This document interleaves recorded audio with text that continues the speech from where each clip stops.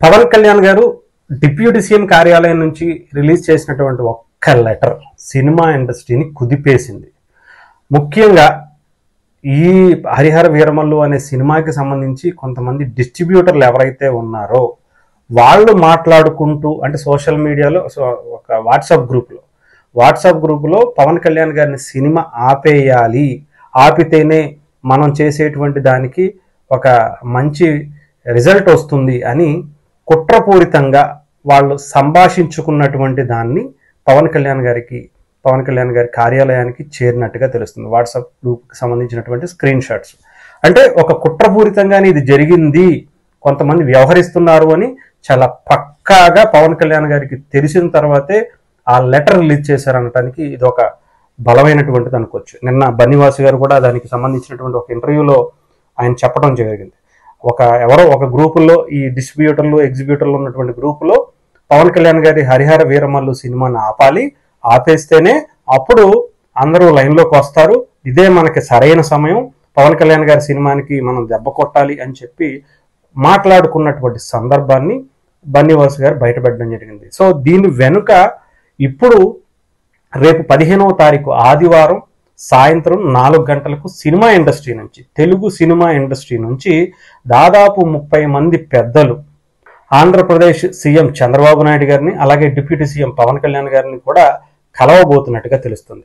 దీనికి సంబంధించి 15 సాయంత్రం సినీ పెద్దల మీటింగ్లో చంద్రబాబు నాయుడు గారితో మాట్లాడబోతున్నారు. దానికి సంబంధించి 44 మంది లిస్టు ఫైనల్ చేసి అపాయింట్మెంట్ కన్ఫర్మ్ చేసినటువంటి సీఎం ఛాంబర్ ద్వారా కాకుండా పవన్ కళ్యాణ్ గారు బాలకృష్ణను సంప్రదించి లిస్టు ఫైనల్ చేసినట్లుగా సమాచారం. దీనికి సంబంధించి పూర్తిగా విజయవాడ ఉండవల్లి నివాసంలో డిప్యూటీ సీఎం పవన్ కళ్యాణ్ గారి ఆధ్వర్యంలో ఆంధ్రప్రదేశ్ ముఖ్యమంత్రిని కలవనున్నటువంటి తెలుగు సినిమా రంగ పెద్దలు దాదాపు 30 మంది కలిసేటువంటి అవకాశం ఉంది. అంటే ఎవరైతే కుట్రపూరితంగా ఉన్నారో వీళ్ళ సినిమా ఇండస్ట్రీకి సంబంధించినటువంటి పెద్దలు ఎవరు, చిన్న సినిమా ఎవరిది, పెద్ద సినిమా ఎవరిది, దీనికి సంబంధించి అన్నీ కూడా ఎంక్వైరీ చేశాడు బాలకృష్ణ గారిని, పవన్ కళ్యాణ్ గారిని, మిగతా కొంతమంది సినిమా ఇండస్ట్రీతో ఉన్నటువంటి సన్నిహిత సంబంధాలు ఉన్నటువంటి అటు టీడీపీకి సపోర్టర్స్ కావచ్చు, అటు జనసేనకి సపోర్ట్ చేసినటువంటి వ్యక్తులు కావచ్చు, వీళ్ళందరితో కూడా ఒక లిస్టు ఫైనల్ చేసి ఒక 30 మందిని అటు ఈ మీటింగ్కి అయితే అటెండ్ కావడానికి అయితే చెప్తున్నట్టుగా తెలుస్తుంది. అది కూడా కంప్లీట్గా ఫిలిం ఛాంబర్ తరపునే రావాలి అని పవన్ కళ్యాణ్ గారు చెప్పినటువంటి విధంగానే రాబోతున్నట్టుగా తెలుస్తుంది. ఇండివిజువల్గా ఎవరు వచ్చినా సరే రావద్దు, మీరు ఛాంబర్లో ఉన్నటువంటి మెంబర్సే దీనికి అటెండ్ కావాలి అని చెప్పి ఇప్పటికే పవన్ కళ్యాణ్ గారు చాలా స్పష్టంగా చెప్పారు. దీనికి తగ్గట్టుగానే వాళ్ళు కూడా చాలా కీలకమైనటువంటి నిర్ణయం కూడా తీసుకున్నట్టుగా తెలుస్తుంది. ఇప్పటికే దిల్ రాజు గారు కూడా దీని మీద స్పందించినటువంటి పరిస్థితి. డెఫినెట్గా పవన్ కళ్యాణ్ గారు చెప్పినటువంటి దాన్ని మేము అమల్లోకి తీసుకొస్తాం, మేమందరం కలిసి ఉంటాం, ఆయన మాట నేను జవదాటను అని దిల్ రాజు గారు కూడా స్పష్టం చేసినటువంటి పరిస్థితి. ఏదేమైనా సరే ఈ మీటింగ్లో ఏం జరగబోతుంది, హరిహర వీరమల్లుకు సంబంధించినటువంటి డిస్కషన్ ఏమన్నా వస్తుందా, అసలు ఏంటి ఈ కుట్ర చేసినటువంటి వ్యక్తుల తాలూకా లిస్టు పవన్ కళ్యాణ్ గారి దగ్గర ఉంది అని కూడా చాలా క్లియర్గా ఉంది.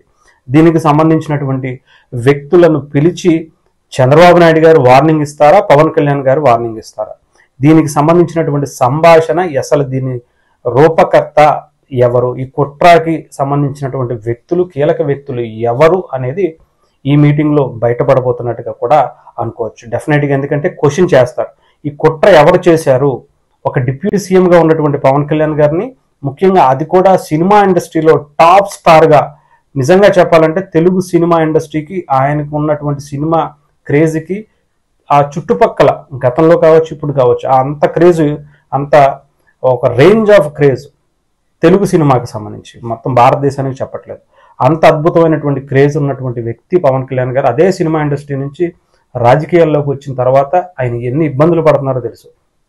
కేవలం ప్రజల కోసమే ఆయన సినిమాలు తీస్తూ ఆ సినిమా నుంచి వచ్చే డబ్బుని ప్రజలకి, తన పార్టీని నడుపుకోవటానికి ఎక్కువ శాతం వెచ్చిస్తున్నటువంటి పరిస్థితి. అలాంటి వ్యక్తిని కూడా ఆపాలనే కుట్ర ఎవరు చేశారు అనే దాన్ని సీఎం గారు కూడా, చంద్రబాబు నాయుడు గారు కూడా చాలా సీరియస్గా తీసుకోబోతున్నట్టుగా కూడా తెలుస్తోంది. సో దీంట్లో మరి సినిమా ఇండస్ట్రీకి సంబంధించినటువంటి పెద్దలు ఎవరెవరు రాబోతున్నారు ఏంటి అనేది కూడా మనం వేచి చూడాలి.